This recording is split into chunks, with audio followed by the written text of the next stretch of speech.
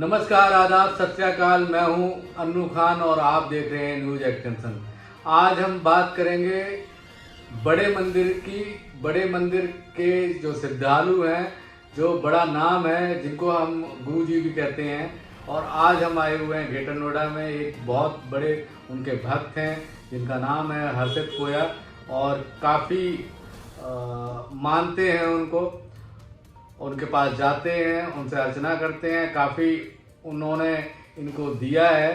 तो आज हम हर्षित कोया जी से ही जानेंगे उनके बारे में, उनकी क्या उपलब्धियां हैं और क्या किस तरीके से लोग उनको मानते हैं। हर्षित कोया जी, आपका हमारे चैनल पे स्वागत है।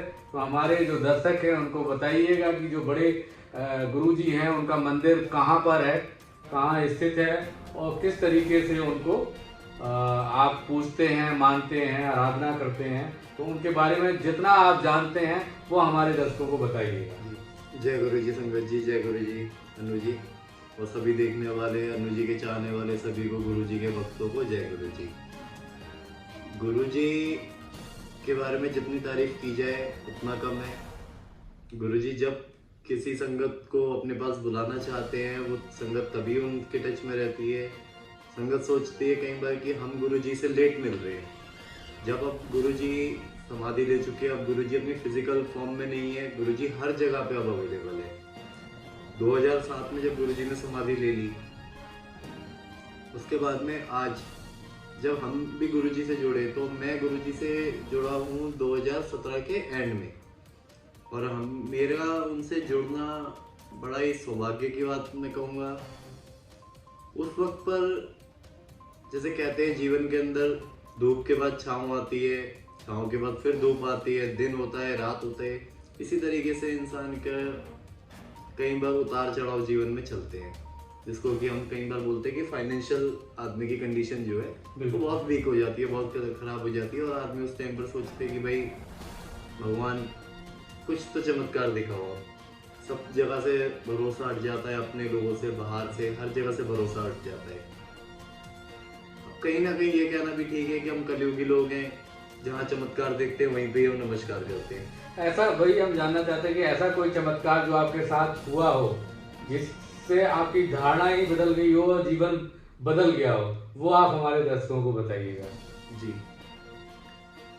2017 के अंदर हम लोगों का जो काम था, किसी वजह से वो काम पूरा डाउन हुआ, और ना करते हुए मैं उस टाइम पे लमसम 58-60 लाख रुपए के लॉस में आ गया था, और प्लस मार्केट का जो डेप्थ मेरे ऊपर हो गया था वो बिल्कुल अलग।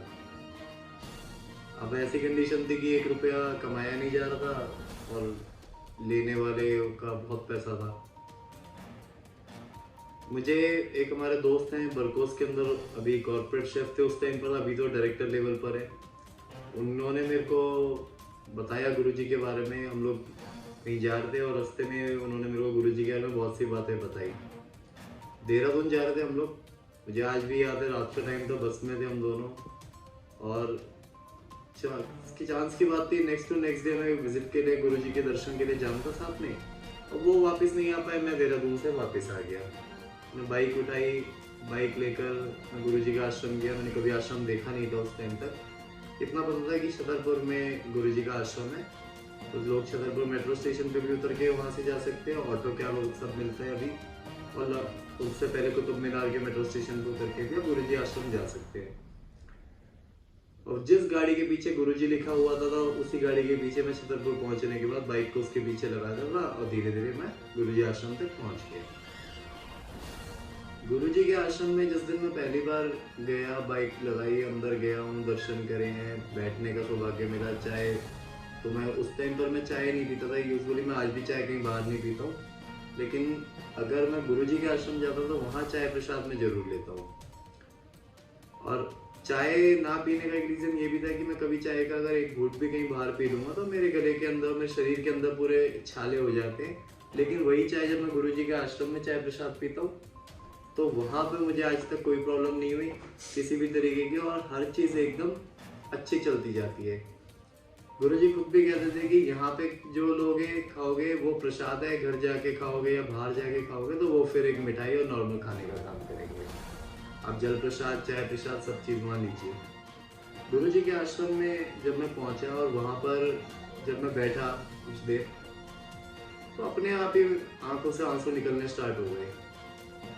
न जाने क्या क्या चीज़ें याद आती गई, सारी चीज़ें लगती गई। कई जगह लगा कि कितनी जगह हम गलत थे, बहुत सी चीज़ें हमें लगी। मगर जब कहते हैं ना कि कुछ नहीं पता होता और कोई भी नई संगत होती है, तो वो नई संगत जब पहली बार गुरुजी के आश्रम जाती है, और तो पुरानी संगत को हो सकता है थोड़ा सा गुरुजी टेस्ट भी लेते हैं, लेकिन नई संगत को वो सबसे पहले आशीर्वाद देते हैं और सबसे पहले नई संगत के कष्ट जो होते हैं वो दूर करते हैं। सेम ऐसा हमारे साथ भी हुआ। 2 बार गुरुजी के आश्रम जाने के बाद विद इन अ वीक में 2 बार उनके पास गया गुरुजी के आश्रम में। मुझे बहुत अच्छा, बहुत सुकून लगता था वहाँ जाकर। और मुझे कहीं ना कहीं जो दिमाग में चिंता थी पैसों को लेके कि काम को लेके, वो 10 से 15 दिन के अंदर वो चिंता तो खत्म हो गई। अब नेक्स्ट मंथ, उस टाइम तक मैरिज नहीं हुई थी, नेक्स्ट मंथ जिनसे हमारी मैरिज हुई है उनसे बात हुई फोन पर। गुरुजी के आश्रम जाते रहे, नेक्स्ट मंथ ऐसे 1-2 महीने निकले, घर वाले एक दूसरे से मिले, सब पसंद आ गया, कार्ड्स प्रिंट हो गए, कार्ड्स मार्केट में डिस्ट्रीब्यूट होने स्टार्ट हुए। अब ये लगा कि गुरुजी आपने तो शादी के कार्ड्स तक बंटवा दिए, लेकिन जो मार्केट में हमारी पेमेंट फंसी हुई थी उस पेमेंट का 1 रुपया भी नहीं आ रहा है, तो करे क्या। और ये जो मैं आपको सत्संग सुना रहा हूँ, ये सत्संग जीवन का प्रैक्टिकल सत्संग है, जो देखा हुआ है।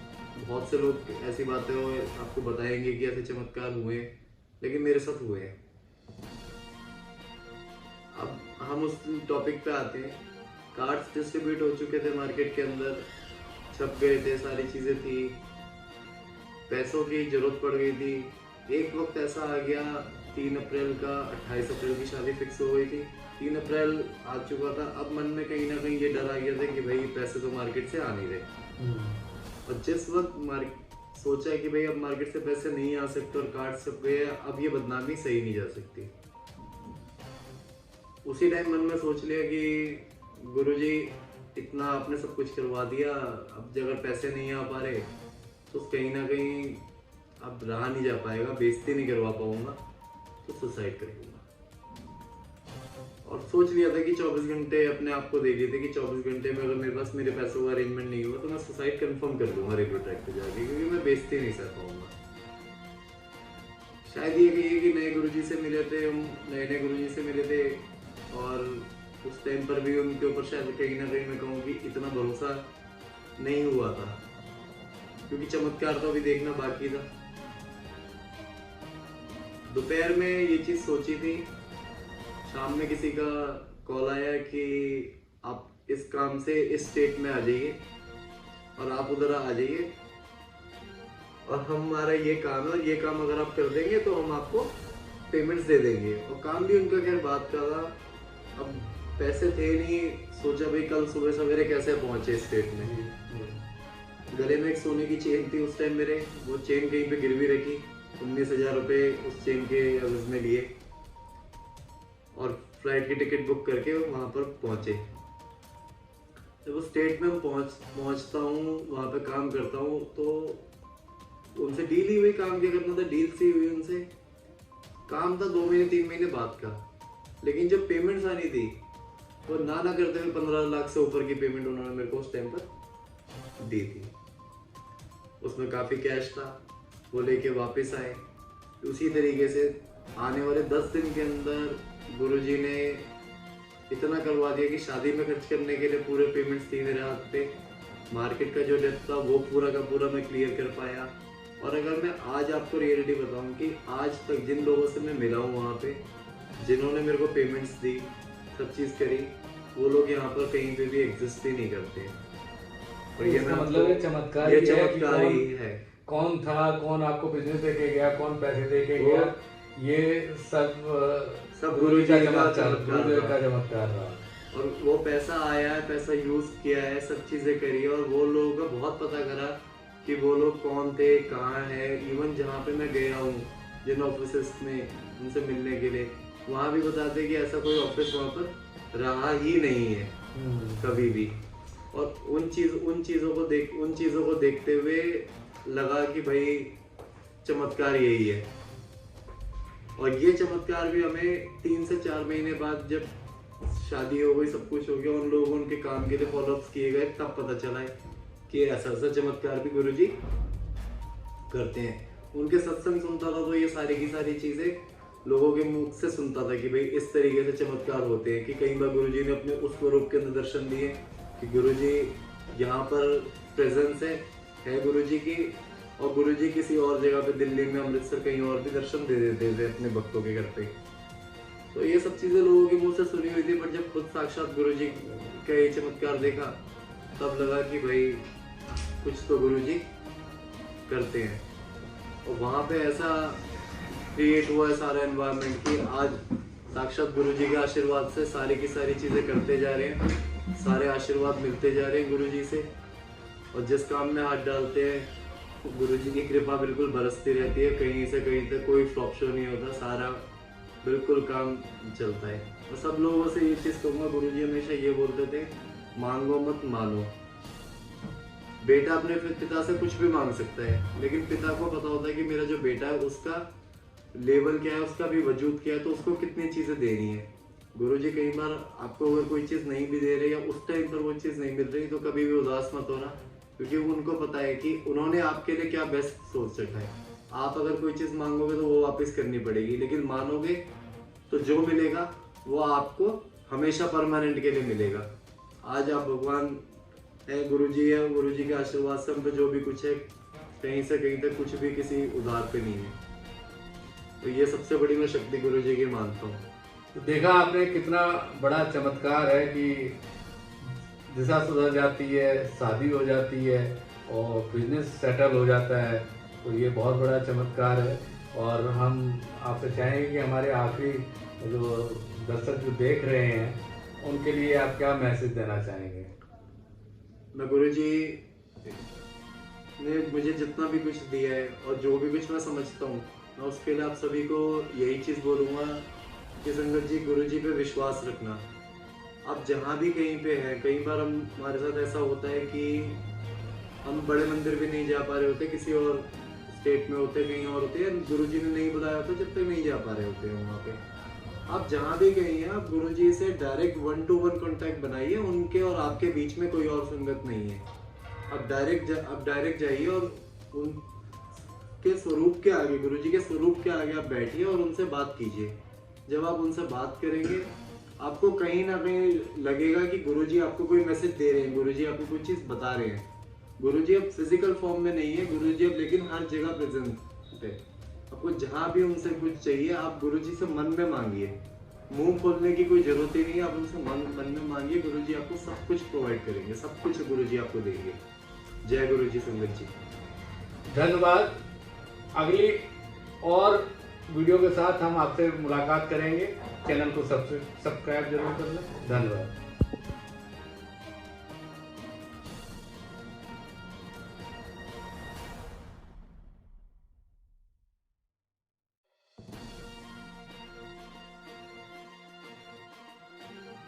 आप सभी का स्वागत है गुरुजी की अति प्रिय संगत। गुरुजी अपनी संगत से बेहद प्यार करते हैं और इसीलिए गुरुजी ने इस मंदिर, जिसको बड़ा मंदिर के नाम से भी जाना जाता है, का निर्माण अपनी संगत के कल्याण के लिए करवाया। गुरुजी के शब्दों में, मैंने इस शिवलिंग में इतनी शक्ति समाहित कर दी है जितनी 12 ज्योतिर्लिंगों में मिलाकर भी नहीं है। जो भी इस मंदिर के साए से भी गुजर जाएगा, उसका कल्याण भी निश्चित है। गुरुजी का वर्णन शब्दों से परे है, इसीलिए संगत की व्यथा और कष्ट अपने शरीर पर लेने में उनको तनिक भी संकोच नहीं होता था। शिव स्वरूप वो संगत के कष्ट रूपी विष को अपने शरीर में धारण करने के लिए ही तो आए थे। सच पूछिए, गुरुजी कहीं गए नहीं हैं। आज भी अपनी संगत के बीच अपने आसन पर विराजमान होकर अपनी संगत पर कृपा दृष्टि से संगत के कल्याण हेतु हर समय तैयार रहते हैं। संगत जब भी हृदय में श्रद्धा, विश्वास और प्यार लिए हुए गुरुजी की शरण में आती है तो गुरुजी उनका कल्याण करने में एक क्षण की भी देरी नहीं करते। गुरुजी कहते हैं कि मेरे नाल सिद्धि तार जोड़ के रखो। गुरुजी की कृपा अपने आप में विशाल सागर है। वो आपको सब कुछ देने की क्षमता रखते हैं, लेकिन समय वो खुद सुनिश्चित करते हैं कि कब किसको क्या दिया जाए। गुरुजी को अनुशासन एवं सफाई से बहुत लगाव है। संगत से प्रार्थना है कि जब भी वो नई संगत को अपने साथ मंदिर में लेकर आएं, उससे पहले मंदिर के बारे में कुछ जरूरी नियम जरूर बताएं। गाड़ी पार्क करते समय सेवादार जिस प्रकार से और जहां पर भी आपको गाड़ी खड़ी करने के लिए कहे, उसकी बात को अवश्य माने। उद्देश्य बस वही कि आने जाने में संगत को कोई भी असुविधा ना हो। और हां, गाड़ी में अपना कोई भी कीमती सामान ना छोड़ें। गाड़ी खड़ी करने के उपरांत शू स्टैंड पर ही अपने जूते उतारें। हाथ धोने के पश्चात सबसे पहले अपना मोबाइल फोन स्विच ऑफ करें और साथ ही ऑफ करें अपने अहम को, अपनी ईगो को, क्योंकि गुरुजी कहते थे, जद जुत्ती बाहर लांदे हो तां अपनी मैं नूं भी ਉਹਦੇ ਨਾਲ ही बाहर रख के आओ। उसदा इत्थे कोई काम नहीं। मुख्य प्रवेश द्वार से अंदर आने पर गणेश जी बड़ी उत्सुकता एवं प्रेम के साथ गुरुजी की संगत का स्वागत करते हैं। गुरुजी की समाधि स्थल पर प्रवेश करने से पहले कोई भी बैग इत्यादि अगर आपके पास है तो उसे समाधि स्थल पर अंदर मत लेकर जाएं। समाधि स्थल पर ना अखंड ज्योति को और ना ही समाधि को छुएं। समाधि स्थल पर सेवादार की बात का पूर्ण रूप से अनुसरण करें।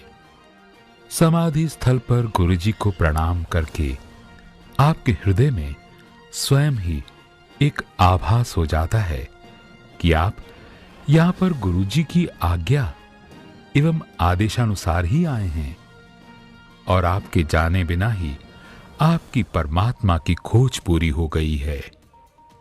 आपने पूर्ण गुरु को प्राप्त कर लिया है और एक अनोखा बंधन आप और आपके आराध्य के बीच स्थापित हो गया है।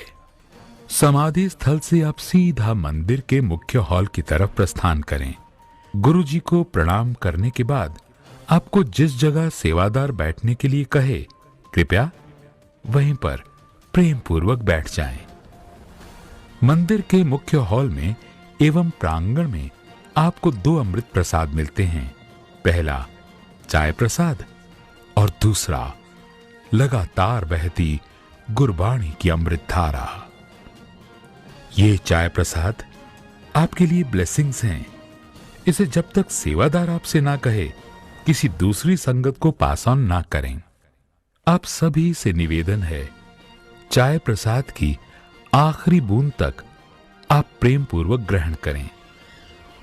गुरुजी किसी प्रकार का प्रवचन नहीं दिया करते थे, बल्कि अपने सामने बैठाकर संगत को गुरबाणी की अमृत धारा का प्रवाह पिन ड्रॉप साइलेंस में सुनवाते थे। संगत को सारे प्रश्नों के उत्तर गुरबाणी से मिल जाते हैं।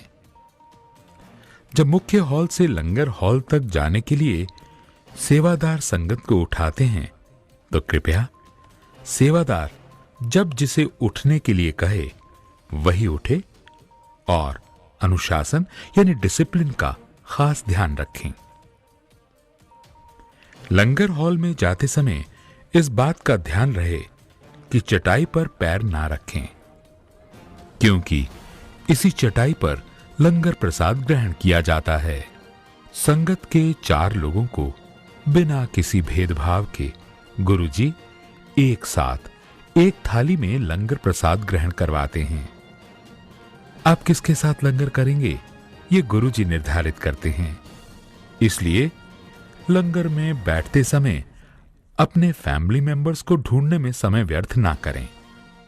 जहां भी सेवादार आपको लंगर के लिए बैठाए वहीं पर बैठकर आप अपनी लंगर प्रसाद की ब्लेसिंग्स को ग्रहण करें।